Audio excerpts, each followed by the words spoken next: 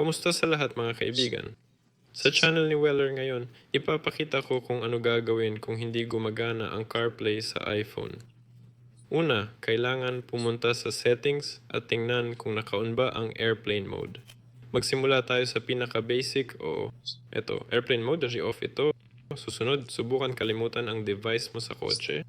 Halimbawa, ang car stereo ko, kalimutan at i-connect ulit. Tapos, tingnan kung may nakakonect na VPN. Ito, VPN not connected. Dapat nakakonect ito. Susunod, i-check kung may update sa phone mo.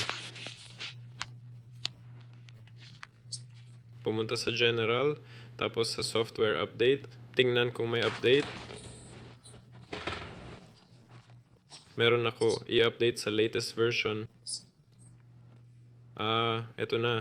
Sinasabi rin na i-on ang voice control o vocal shortcuts. Ito, hindi ko pa naman nakasetup. Okay lang yan. Ibig sabihin, hindi makaka-apekto sa iyong trabaho.